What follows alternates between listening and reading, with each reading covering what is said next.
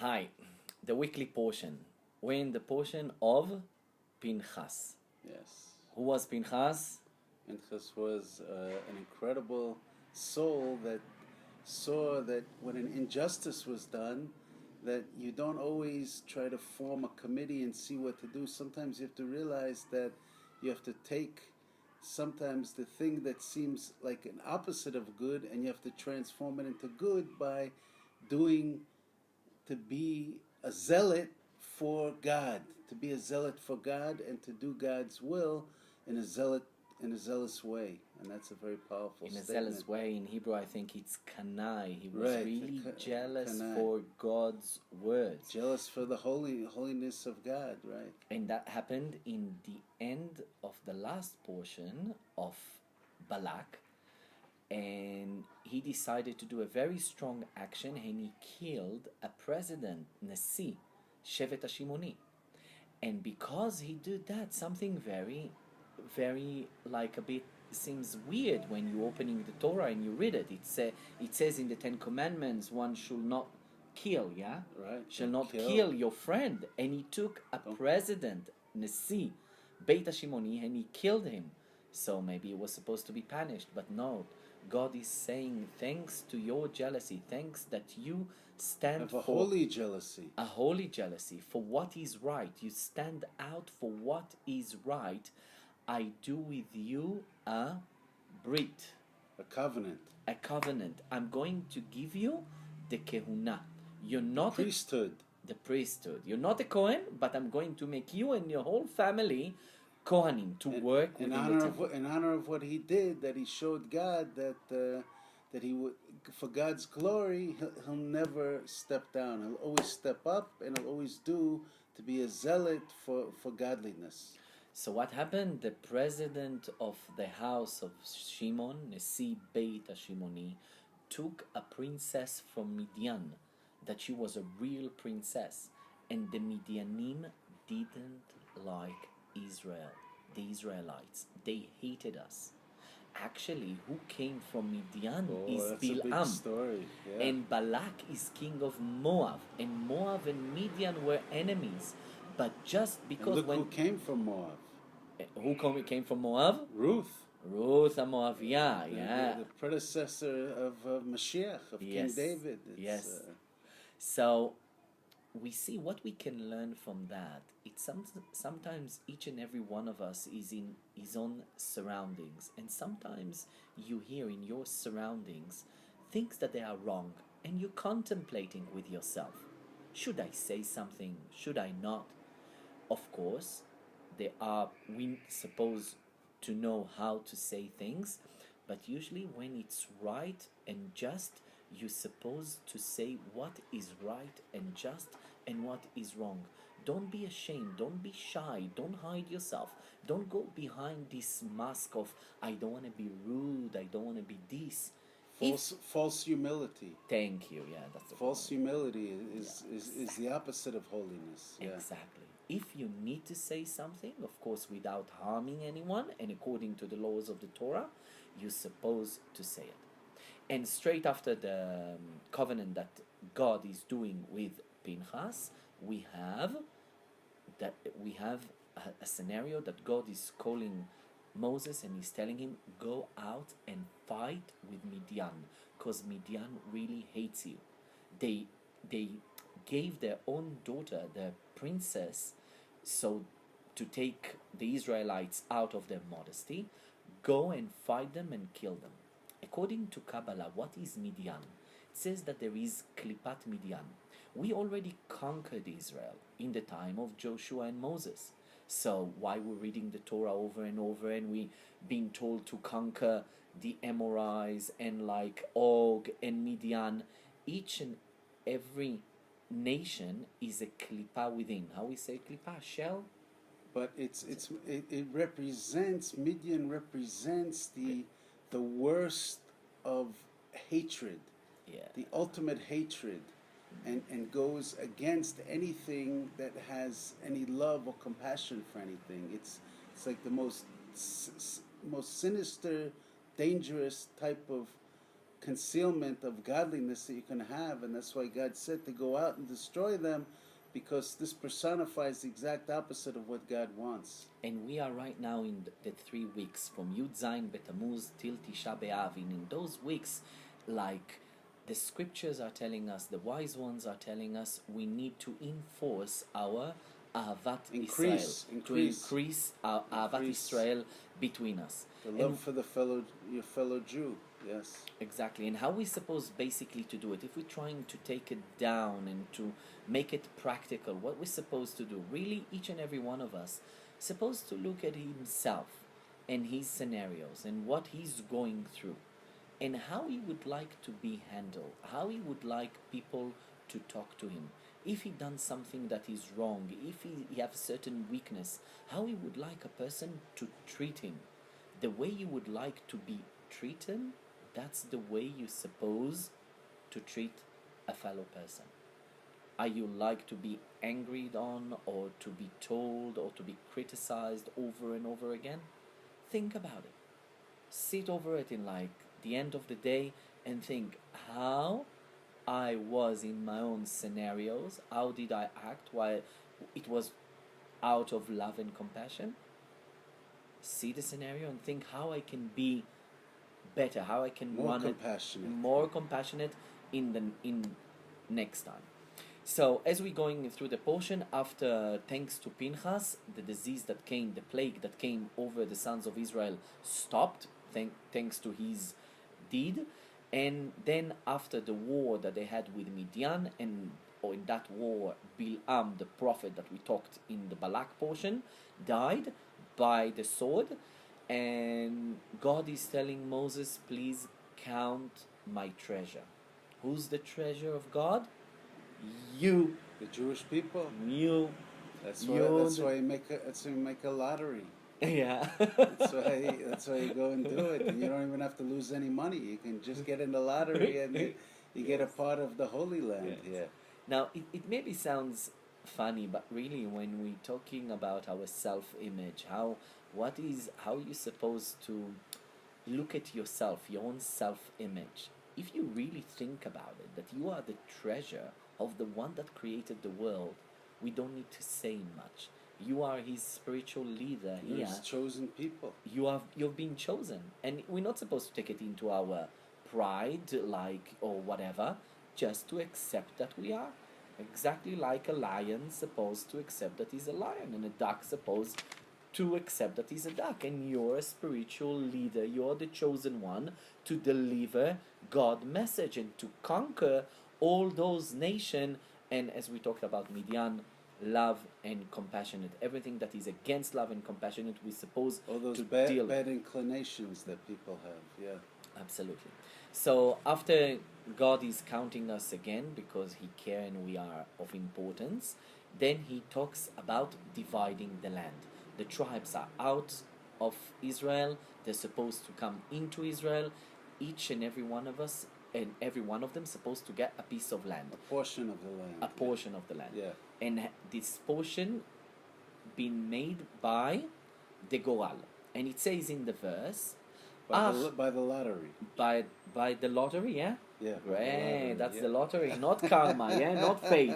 Not karma, it's lottery, yeah? It was a lottery. But it's also a big thing of divine providence, as the Rebbe explains by Mordechai and Esther, that there was a lottery is not just a random thing, but it has a lot of godly implications in it. And what was really interesting in that lottery, that the Goral, the lottery himself, spoke, meaning God made a miracle that the lottery, the Goral, will speak. Why? We'll talk about it soon. After the land is being divided by the lottery, and it was really nice how it happened, they take like 12 notes, they write the name of the tribes, and then they take 12 pieces of land, they write the name of the land, and then they pick up the one note, and they pick the other note, and according to the faith, to the lottery, if it blends together, it goes well. And they did it in front of the priest, and they ask in the Urim and Tumim. What is the Urim and Tumim? The high priest had a choshen, like a plate with A stones, breastplate a breastplate with stone on for him. each tribe. For each tribe, he had a stone, and when the lottery came out right, then it will It shone. would light up. It will light up on in the crystal. Like, Right. would you say it's like the same like lighting like how to say like templates that we have in the street like for barbecues? I think it started already over there. Yeah. No, No, well, no, really, it's, same idea. It's good if you sit on like a coal. If you sit on one of those, you'll jump up. It'll be very, very hot. Hot, But yes. it was a hot time there. Yes. So that's how the land has been divided. And after that, after God is dividing the land between the tribe, then God is telling Moses, I want that the sons of Israel, the Israelites, will sacrifice the Korban Hatamid. How do you say Korban Hatamid? It's the communal offering that's done for a certain transgression that the people do, and there's a communal offering that comes and can atone for that the transgression that people have, and that's why we had a lot of sacrifices. It actually helps bring a person closer to God through the sacrifice. And Hatamid mean in Hebrew, Hatamid, always. Constantly, right. Constantly. And Yeah. what is, when we're looking inwards, what God is trying to tell us, because the Torah as well, according to Kabbalah and Hasidut, trying to tell us something, it's if you want to feel close always like towards God, right. God, Tamid, Right. one need to nullify himself always. What does it mean to nullify himself? When a Jew is waking up in the morning, what does he say? Modeh ani lefanecha. He's realizing that his life is coming from God.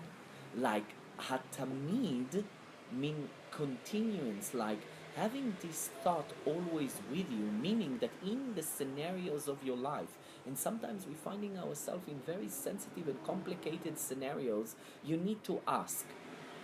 You need to be mindful. There is what you want, your ego think that's the way you're supposed to operate, and there is what God's want.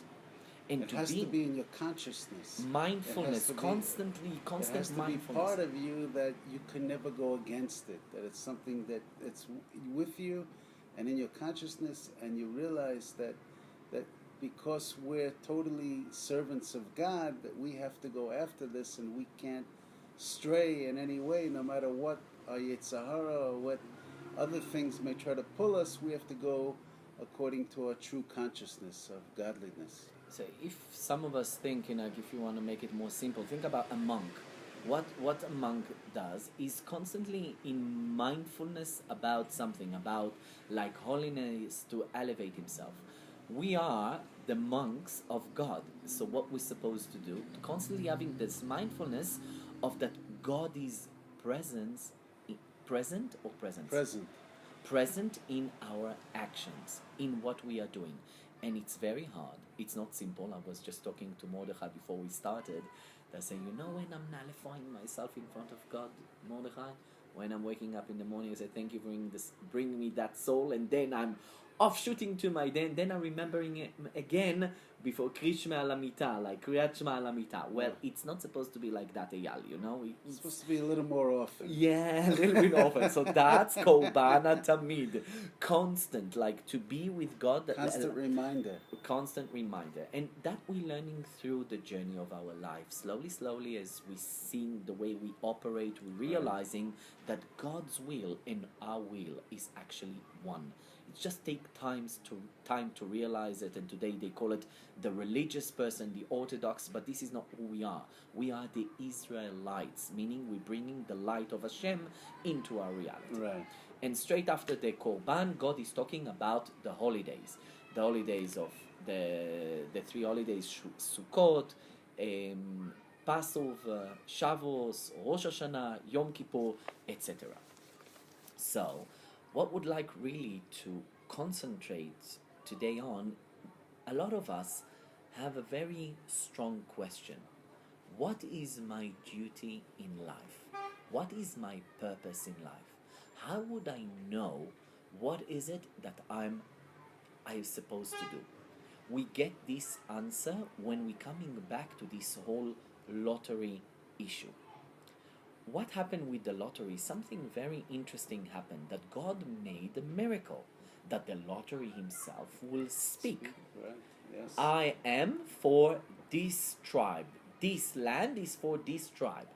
Why God needed to make a miracle with the lottery? Some people call the lottery in different words, like karma, if you're going over all the way to the east to Japan, or some call it like faith, it's from above. But in Hebrew we call it goral. Goral goes for English like lottery. But many of us think that maybe that the goal is something like it's a coincidence, it's like maybe. No, we need to know that even the goal, the lottery, is in a divine providence. Even when you roll that wheel in Vegas, know that Oh, it's yes. that it's You real. need the help from above. You better say some prayers before you do that. Yes, and even if you won the lottery, you need to do prayers that you can go out of the door Without with no losing one, it. yeah, without losing it, or someone will rob you. Yes, so in this lottery, why God needed to make a miracle? Well, the Lubavitcher Rebbe is saying something amazing in his talks, that we can look at this whole thing of the Goral. The Goral, basically the lottery, it's a technical matter for dividing the land of Israel. So people sometimes can think that technical matters, like meaning the Hagdama, before doing the mitzvah itself or doing something, there is Hagdama. There is Preface. There is A preface. Okay, you'll say that. There is there is Or a preparation. Yeah. Preparation is more proper. So the preparation, why God made a miracle, the preparation is the lottery itself. God made a miracle to tell us something very important, that the preparation for doing the mitzvah itself is as well important. And it's important in all of its level.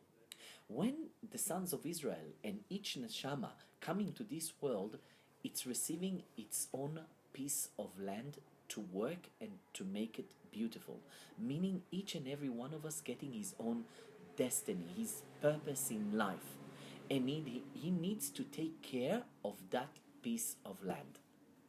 And even when he realized that there is something that he needs to do with himself deep inside, he needs to be mindful as well of the preparation, the procedure. It calls in Hebrew hatahalich. The procedure, the preparation as well is very important in a thought level, speech, and action.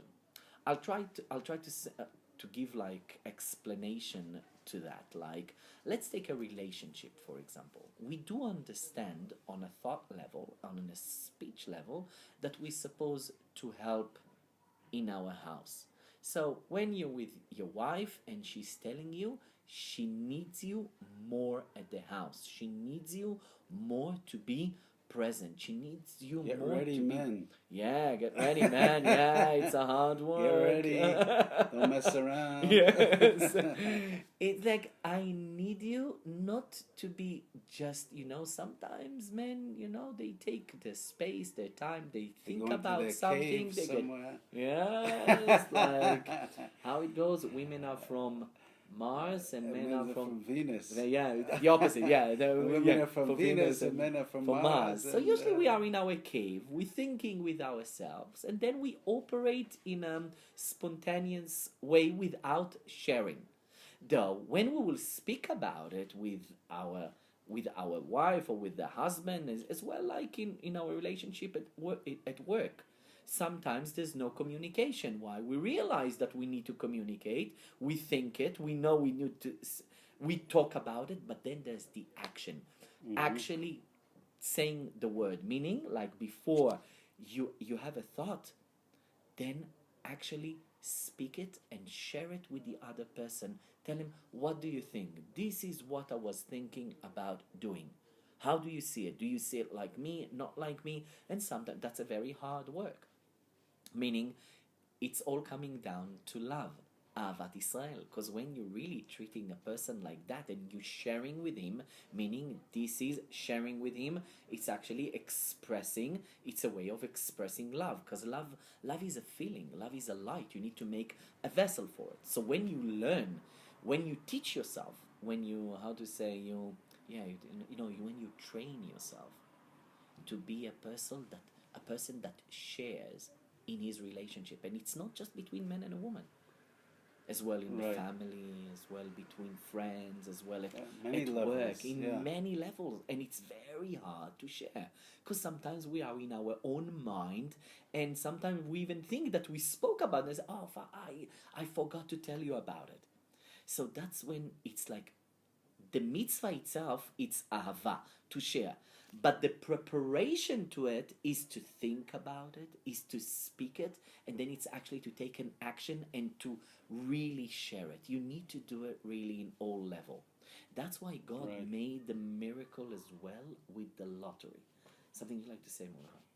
Yeah, I think that it's very important for us to understand really that Hashem is giving us this direction and this focus to really to help us to understand that he wants the best for us and he wants good for us, but he wants also us to show that we respect and we honor his creations in this world, the things in this world that God finds and is very dear to him, that he wants us to honor them, and he wants us to understand that as he's dividing the land between the different people, that you should know that it's Hashem dividing it, and it's a clear definition of what Hashem wants, and you should respect and show honor, and with that we can also understand what's going on in the 3 weeks, that we should give that extra ounce measure of love of Avos Yisrael to each other, and for sure we want that will bring the redemption, and we won't have to fast on Tisha B'Av. Nobody wants to fast on Tisha B'Av.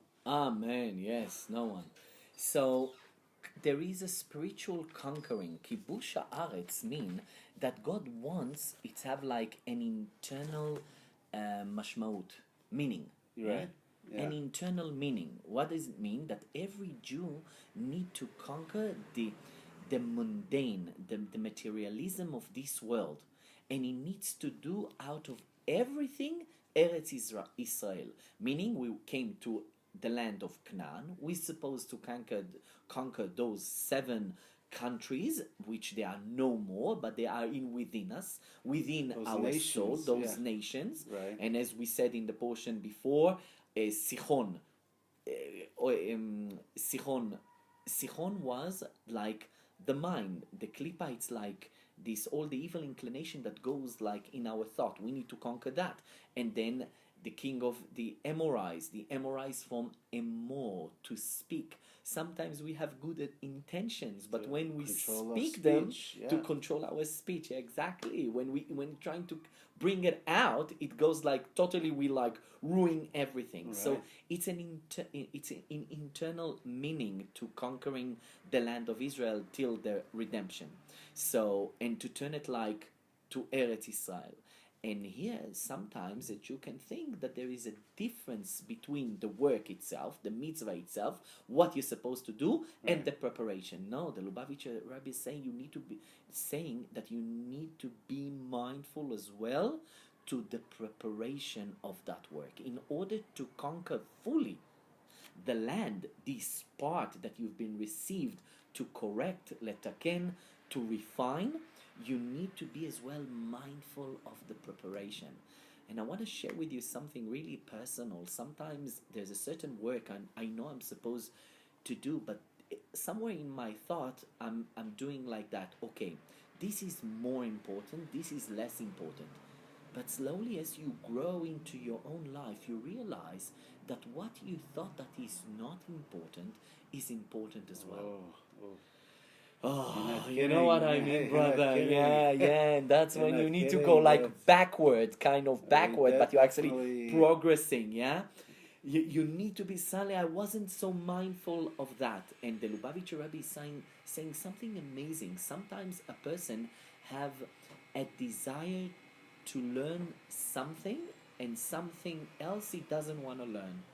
For example, he wants to learn more Hasidut and Kabbalah, but not Talmud and Mishnayot, because maybe it's too boring. He needs to understand that maybe over there, in this part that is doesn't give too much of importance, maybe over there are divine sparks that waiting for him to refine and to work with, and through them he can elevate to his own work. Right. There's no question that when God gave it that way, that he was waiting for us to come and gather the sparks and connect and be able to make it in such a way that that Hashem will see that we're doing His will, we're doing what He wants, and we're doing it because we want to finish and complete His work down here. Amen. So you remember we said how a person can know what is my duty, what is my purpose in life. Oh, wow. מה הייעוד שלי, מה We need החלק. another couple sessions for this. Yeah, I know, but of course we'll summarize it and we welcome you here to Ascend, to learn with us Definitely. Chassidut, and Oh, really wow. today we need to learn so much Chassidut, and Chassidut encompass with it so many parts of the Torah, from Talmud and Mishnah and Come, Midrash. we'll give you the GPS for the soul, Yes. whatever you want. Well, we got it cooking here at Ascent. We got Yes. a very special place, and just into the beginning of the summer, me and Ayel want to see you here. Yeah, we'll be happy to see you. Be in touch with us in our site and see the coming programs. So, dividing the land, I'm going to read here from Hebrew because those are the words of the Rebbe, and I don't want to go too away or astray from his words because they're really like refined words and of deep meaning. So I'll go in, of course, you know, if you get some stuff, We'll you give know, a simultaneous. yes, yes. The dividing of the country symbolizing the spiritual part that is being given to each soul. The neshama is up there coming down to the land, like the tribe received. Each tribe received a piece of land to work and to make it beautiful. Like that, each and every one of us, each soul receiving a part within this land to work with. He needs to work it and to flourish it, to refine it. So each and every one of us need really to concentrate and to focus, and through his life journey to find out, to listen through what he's going through in his life. What is this job? What is this spiritual duty he received in the reality? Well, it seems like the Rabbi is saying that a man can observe coming to earth, and he can observe all the tchumim. How do you say tchumim in life? All the domains. All the domains in life that attracts him, and where his heart goes, like the attraction of the heart. What draws him in that direction? Yeah. There's a beautiful Mishnah that says, "Leolam yavod Adam echan shelibo chafetz." Always a person will serve where his heart desires. So you would think that, okay, where my heart desires, maybe that's my work. But it's interesting. The Lubavitcher Rebbe is saying, no. The Torah is emphasizing that what? How the tribes received the land? By the lottery, by the goral. It's something above our mind, above our logic. We receive that from above in divine providence. And that is something that is above mind. It's not something that belongs to the mind. So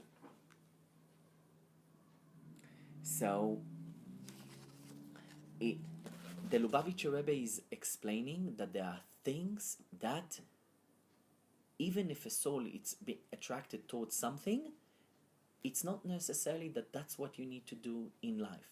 It says that in the old time, the Amoraim and Tanaim, about 2,000 years, the holy people, they were like very careful about a certain mitzvah.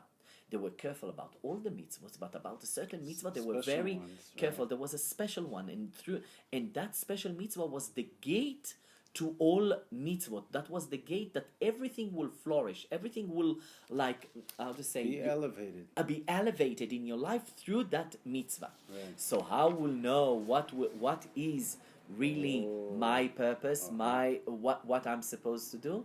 Well, the Lubavitcher Rebbe is explaining something. $64,000 question. Yes, yes. It's explained in the scriptures that how a person can realize his domain, his territory in life that he's supposed to work with by recognizing what is the most difficult thing for him to do. For example, take the word patience. Well, could be like half the people could have a problem with that. Yes. Yeah, no, but what I said in the Hebrew, because I do as well the Hebrew coaching, I say, look at the Ten Commandments. The Ten Commandments is enough. Try to concentrate and to observe, and reflect upon your no own killing life. and no stealing. So Yeah, you gotta have exactly. some No, patience. man. Yeah. With everything, you're supposed to have patience. With Right. due to them, with the evil inclination, you need to tell him, hold your horses. Okay. Remember, there's the korban tamid. There's your will and there's God's will. What thing is better? So where it's really when we're finding lots of obstacles, either from within, either from our surroundings. Mhm.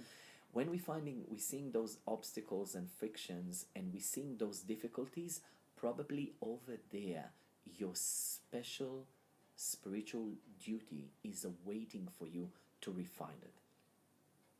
And we need Amen. and we need to know that You have to wake up and find it. exactly. And be sensitive to it. Lots of observation, lots Very of Jewish sensitive to it, meditation, yes. very sensitive to it.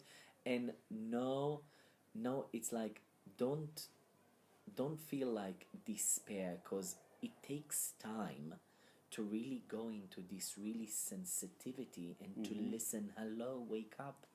Can't Wake you up. see That's you are right.